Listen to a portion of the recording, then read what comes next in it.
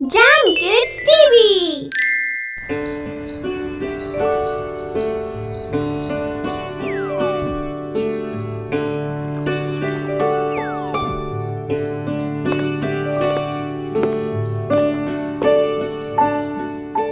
क्या बात है, आज तुमने पहले ही सारा दूध पी लिया।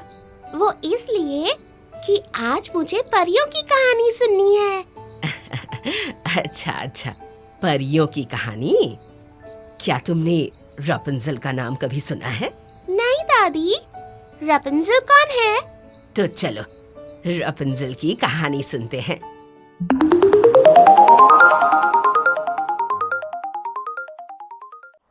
जर्मनी देश में एक दंपत्ति थे।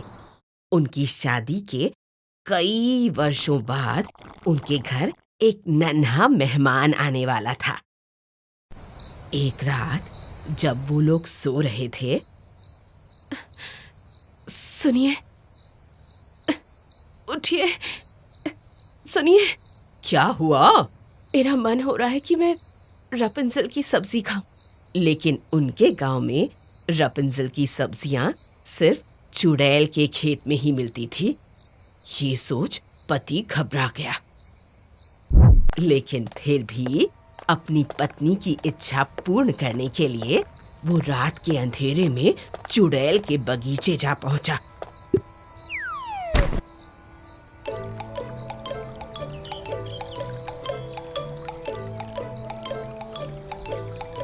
और पत्ते तोड़ने लगा।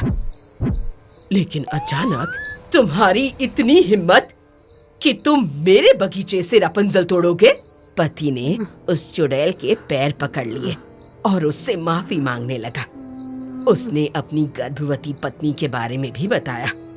तुम जितने चाहो उतने पत्ते ले जा सकते हो, लेकिन जब तुम्हें लड़की पैदा होगी उसे मैं अपने साथ ले जाऊंगी।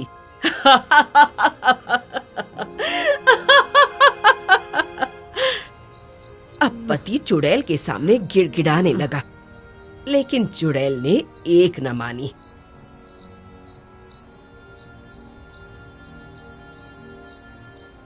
दोनों पति पत्नी निराश हो गए।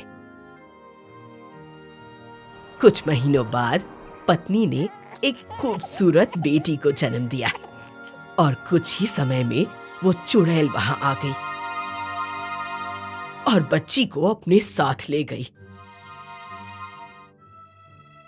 चुड़ैल ने बच्ची को एक बुर्ज में रखा, जहां ना कोई सीढ़ी थी और ना ही दरवाजा। और फिर चुड़ैल ने इस बच्ची का नाम रपुंज़ल रखा और वो उसकी बड़े प्यार से देखभाल करने लगी। और जल्द ही 12 वर्ष बीत गए और अब रपुंज़ल बड़ी हो रही थी। रपुंज़ल ने चुड़ैल को ही अपनी माँ समझ लिया था। चुड़ैल को अब ये पता था कि रपुंज़ल के पास दुनिया के सबसे खूबसूरत सुनहरे बाल हैं और अब चुड़ैल उसके बालों का बहुत अच्छे से ख्याल रखती थी।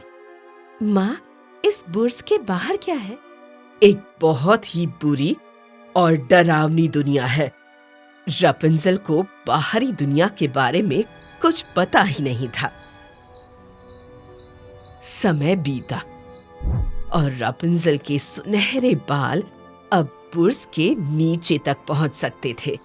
रपुंज़ल, अपने सुनहरे बाल नीचे फेंको, तुम्हारी प्यारी माँ आई है।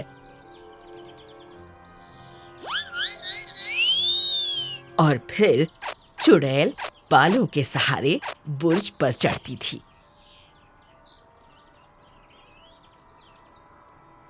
अक्सर रपुंज़ल अकेले होती तो वो गाना गाया करती थी। एक दिन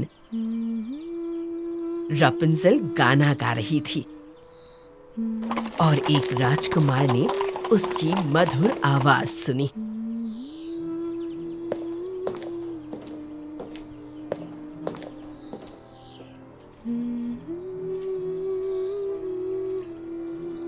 और वो बुर्ज के पास पहुंचा।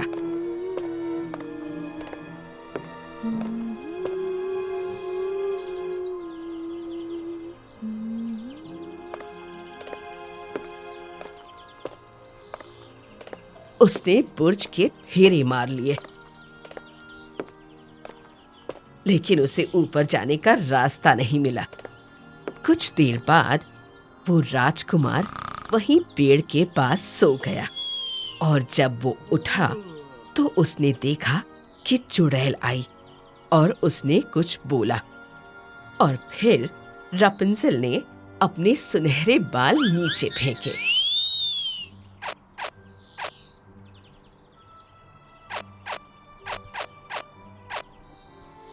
तो ये रास्ता है ऊपर जाने का।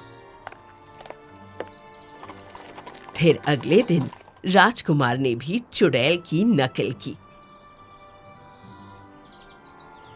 और जब रपुंज़ेल ने अपने बाल नीचे फेंके तो वो उसके सहारे ऊपर पहुंच गया।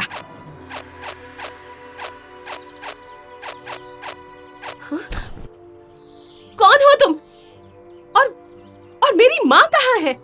घबराओ मत और शोर भी मत मचाओ। मैं एक राजकुमार हूँ। तुम्हारी मीठी आवाज मुझे यहाँ खींच लाई। क्या तुम मुझसे शादी करोगी? नहीं, माँ कहती है कि बुर्ज के बाहर एक बुरी दुनिया है, और तुम भी उसी दुनिया से आए हो तो तुम भी बुरे ही होंगे। नहीं नहीं, मैं बुरा नहीं हूँ। मैं तुम्हें रानी बनाकर रखूंगा। क्या ये राजकुमार सच बोल रहा है? मैंने तो कभी बाहर की दुनिया देखी ही नहीं है। बोलो, क्या तुम मुझसे शादी करोगी? हाँ, पर मैं इस बुर्ज के नीचे उतरूंगी कैसे? वो तुम मुझ पर छोड़ दो, मैं वापस आऊंगा। लेकिन जब राजकुमार बुर्ज से उतर रहा था तो चुड़ैल ने उसे देख लिया।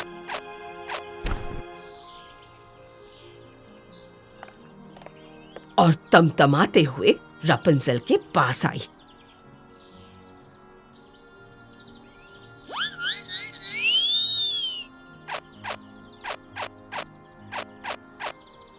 मैंने तुम्हारी देखभाल की और तुम मुझे ही धोखा दे रही हो। चुड़ैल ने गुस्से में आकर बेचारी रपुंज़ेल के सुनहरे बाल काट दिए और अपने जादू से रेगिस्तान में फेंक दिया। अगले दिन जब राजकुमार बुर्ज पर लौटा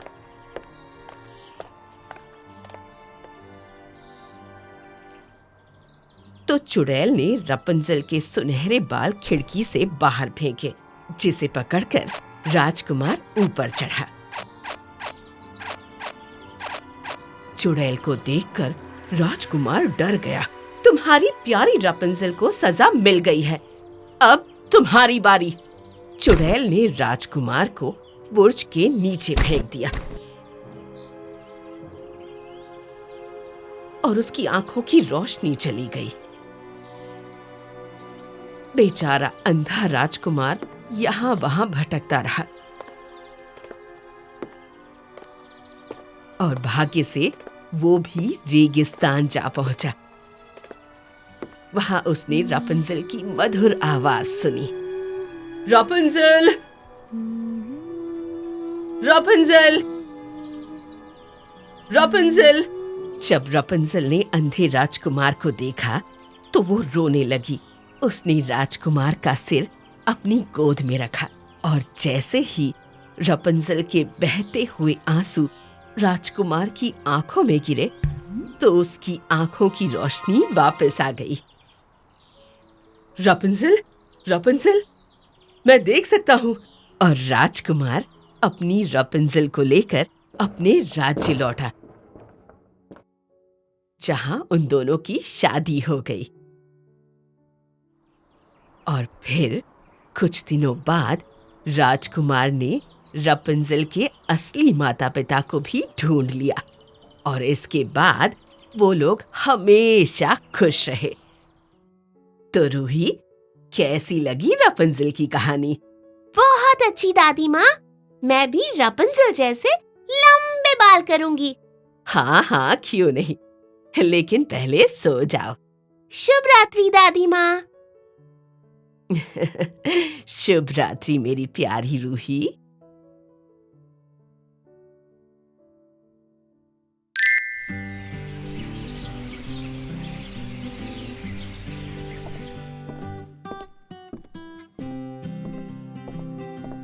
दादी माँ, आज इतनी तैयारी और साफ सफाई क्यों कर रही हो?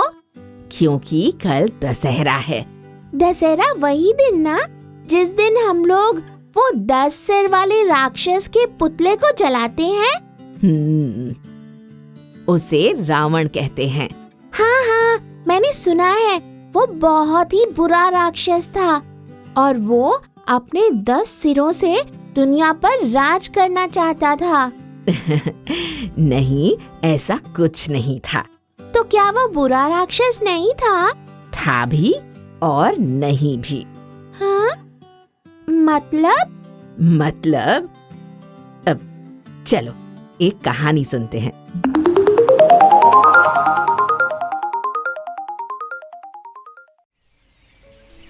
ये कहानी है सेठ बनवारी लाल के 2 बेटों की। बड़ा बेटा राम जो पढ़ाई लिखाई में अच्छा था और बड़ों की बातें भी मानता था। दूसरा बेटा था लक्ष्मण, जिसका नाम सेठ बनवारी लाल ने बड़े चाव से रखा था, लेकिन उसमें लक्ष्मण वाले कोई गुण नहीं थे। कक्षा में जब मास्टर जी ने लक्ष्मण को डांटा तो वो गुस्से में कक्षा से बाहर चला जाता था। सेठ जी, लक्ष्मण किसी की बात ही नहीं मानता। अब आप ही कुछ कीजिए।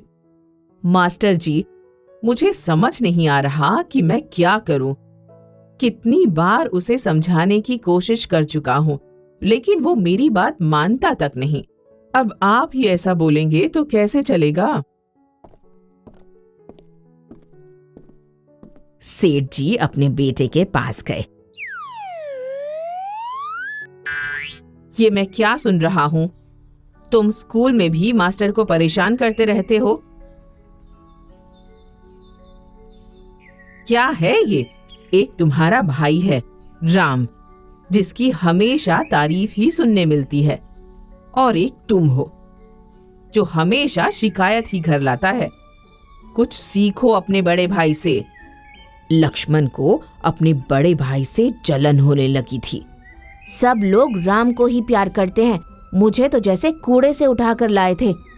और तब से लक्ष्मण ने और बदतमीजी और शरारतें करना शुरू कर दिया।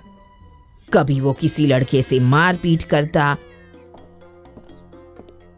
तो कभी मास्टर जी के चश्मे चुराता। आए दिन सेठ जी लक्ष्मण को डांटा करते थे। भगवान तुम जैसी नालायक औलाद किसी को ना दे। तुम्हारा नाम मैंने बड़े चाव से लक्ष्मण रखा था, लेकिन तुम तो रावण हो, रावण। अपने पिताजी की ये बात लक्ष्मण के मन में घर कर गई। अब जब भी लक्ष्मण अकेले होता, वो अपने आप को रावण बोलता।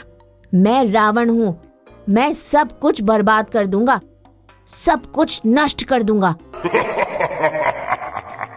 और धीरे धीरे लक्ष्मण का बर्ताव बदलता गया। उसने अपने बड़े भाई से बदला लेना शुरू कर दिया। अरे ये क्या, तुमने मेरी पूरी शर्ट खराब कर दी।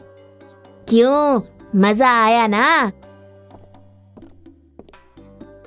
जब भी उसे मौका मिलता वो राम को सताया करता था। इसलिए सेठ जी ने राम को अपनी बहन के घर भेज दिया, जो एक टीचर थी। कुछ महीने बीत गए। राम अपनी बुआ के घर में पढ़ रहा था। राम ने लक्ष्मण के बारे में अपनी बुआ को सब कुछ बता दिया। और दशहरे के एक दिन पहले लक्ष्मण की बुआ अपने भाई और भतीजे से मिलने घर गई। प्रणाम भैया। सुखी रहो। लक्ष्मण बेटा, देखो मैं तुम्हारे लिए क्या लाई हूँ। लक्ष्मण नहीं, रावण। रावण क्यों? तुम कौन से महारथी हो जो तुम्हें रावण बोलूं? बड़े आए अपने आप को रावण बोलने वाले। तुम उसके पैरों की धूल तक नहीं हो। और ये लो तुम्हारा तोहफा। लक्ष्मण ने बुआ से तोहफा ले लिया, लेकिन उसे बुआ की बात समझ में नहीं आई। शाम के समय जब उसकी बुआ अकेली बैठी थी तो लक्ष्मण उनके पास गया। क्या हुआ? तुम्हें अपना तोहफा पसंद नहीं आया? तोहफा अच्छा है, लेकिन मैं आपकी बात समझा नहीं। कौन सी बात? वही रावण वाली। अच्छा, क्या तुम्हें नहीं पता? रावण एक बहुत बड़ा विद्वान था, शास्त्र कलाओं और वेदों का महारथी। क्या सच में? हाँ, और तो और वेदों में लिखा है कि रावण से बड़ा कोई विद्वान नहीं था। तो फिर उसे बुरा इंसान क्यों मानते हैं? उसके बुरे कर्मों की वजह से। अगर वो अच्छे काम करता तो आज वो भगवान होता, समझे? ये लो, ये किताब पढ़ो। इसमें रावण के बारे में सब कुछ लिखा है, और फिर बताना तुम रावण हो या नहीं। लक्ष्मण ने वो किताब पढ़ना शुरू कर दिया। रात भर उसने वो किताब पढ़ी और दशहरे के दिन लक्ष्मण अपने पिताजी के पास गया। पापा, आज से मैं किसी को नहीं सताऊंगा और मैं भैया की तरह अच्छे से पढ़ाई भी करूंगा। मैं लक्ष्मण हूँ, रावण नहीं। सेठ बनवारी लाल को अपने कानों पर यकीन नहीं हो रहा था, लेकिन उनका बेटा बदल चुका था। तो रूही बेटा, अब तुम बताओ, क्या रावण बुरा था? नहीं दादी, उसने जो किया वो बुरा था। इसीलिए कहते हैं कि हमेशा हमें अच्छे काम ही करने चाहिए। मैं समझ गई दादी माँ। चलिए अब हम सो जाते हैं। शुभ रात्रि दादी माँ। शुभ रात्रि रूही बेटा।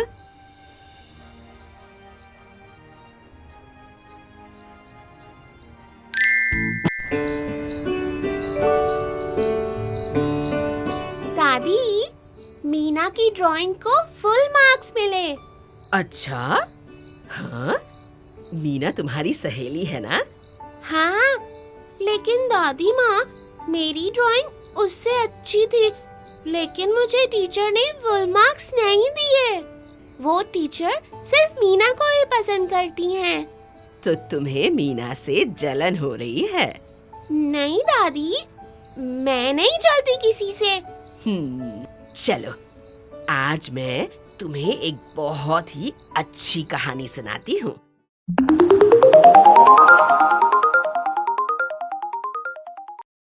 एक गांव में दो बच्चे थे, रमन और राजू। रमन सेठ करोड़ीमल का बेटा था और राजू उन्हीं के यहाँ काम करने वाले एक नौकर दिनकर का बेटा था। रमन को अपने पैसों का बहुत घमंड था। रमन हमेशा राजू को नीचा दिखाने का बहाना ढूंढता था।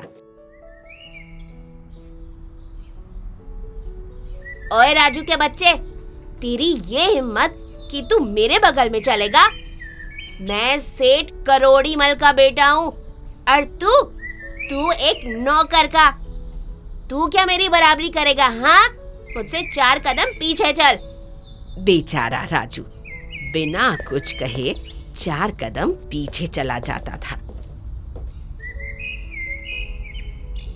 अरे बेटा, धूप में क्यों खेल रहे हो?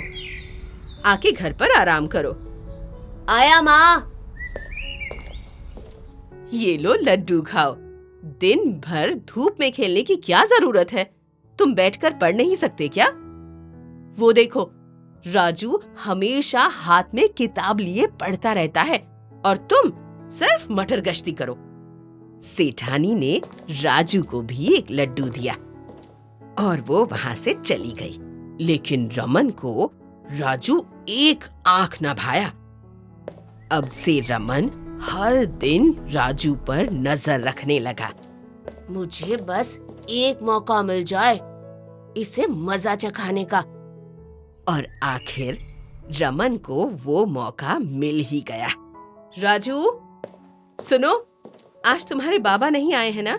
तुम ये पैसे लो और गांव के बनिए की दुकान से इस लिस्ट में लिखा हुआ सारा सामान ले आओ। ठीक है मालकिन। ये अच्छा मौका है, आज इसके पैसे चुरा लेता हूँ। जब ये खाली हाथ घर लौटेगा, माँ इसकी अच्छे से खाट खड़ी करेगी। यही मौका है। राजू को निकलता देख रमन सेठानी के पास आया। माँ, मुझे 100 रुपए चाहिए। 100 रुपए? और वो क्यों? मुझे वो नई वाली चॉकलेट लेनी है। आप बस पैसे दीजिए। ठीक है, ये लो। रमन ने पैसे लिए और वो राजू के पीछे पीछे गया। अरे ओए राजू, जरा रुक तो। बोलो रमन। कहाँ जा रहे हो? किराने की दुकान पर सामान लाने। चल मैं भी साथ आता हूँ, मुझे भी चॉकलेट लेनी है। रमन ने राजू को अपने 100 रुपए दिखाए और फिर उसे अपनी जेब में रख लिया। कुछ दूर चलकर रमन नाटक करने लगा। अरे अरे मेरी आँख, अरे मेरी आँख में कुछ चला गया। ओहो, रुको रुको, मैं फूंक मारता हूँ, रुको। राजू रमन की आंखों में फूंक मारने लगा। रमन ने चुपके से राजू की जेब से पैसे निकाल लिए और वो मुस्कुराया। अब ठीक है, चलो मैं चलता हूँ। ऐसा बोलकर रमन बाजार की ओर दौड़ने लगा। राजू आराम से ही चल रहा था। रमन खुशी से इतराते हुए दौड़ रहा था कि उसकी जेब से सारे पैसे जमीन पर गिर गए। जब राजू वहां पहुंचा तो उसने नोट देखा और उन्हें उठा लिया।